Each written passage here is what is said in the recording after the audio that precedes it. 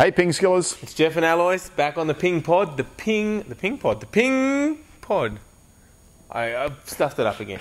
Back on the PingPod, the Ping Pong podcast by PingSkills. I don't know how you ever say that correctly, Jeff. It's tough, isn't it? Oh, yeah, you're good. Okay.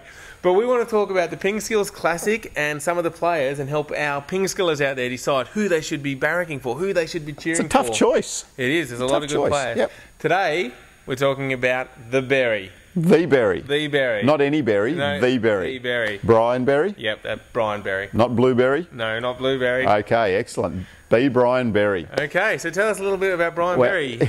Well, you know, I've seen a lot of players all around the world, and I still have never ever seen another player like the Berry. Wow. Okay, so what's so unusual about Brian? Well, because on any given ball, he can decide to do anything. Like he could chop it heavily with 700 revs per second on the ball, or off the same given ball, he could thump it past you with a screaming topspin.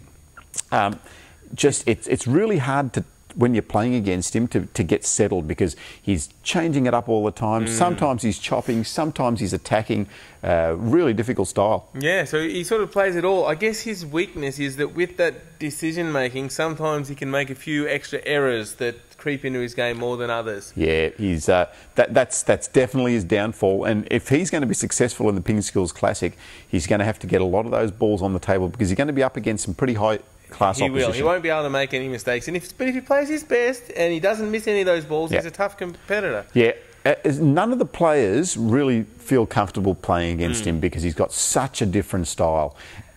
Talk a little bit about his forehand for us. This is one really whippy forehand. It's unusual, isn't it? Yeah, it is whippy. Like, he doesn't use much upper arm at all. It's just a lot of the forearm and the wrist, and he really rips it through very fast. It's very compact, and you'll see him during the matches. He'll berate himself often and tell himself to be more compact. Okay. So yeah.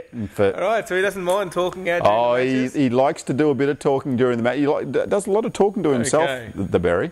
Okay. Now, I think he's going to think a lot about tactics against these players, isn't he? He's going to try and outthink the players he's playing against. So he needs to. So he's not as fast as your Gerardas or Datas or Trent Carters or Meows. The oldest. He's the oldest competitor in the field. So yeah, he's a good thinker, though. He does think about the game a lot. Yes. He's always looking for the little edge with his equipment, with his style. He's always modifying his style a little bit. In fact, I've known Brian for, I don't know, probably 30 years, and I reckon he's changed his style at least 30 times in that time. Okay, there you go. All right, so what's your tip? Where's he gonna get to? Is he gonna be able to get past the quarters and into the semis? Tough job, but as I said, none of the players feel comfortable against him. It'll with the Berry, it's always a matter of the day. See how he goes. All right. But now he's taken all before him in national veterans championships and world veterans championships. So he's one of the most successful veterans around. And as you said, the oldest man in the field. But he's going to be exciting to watch. He's always exciting because he is hitting winners.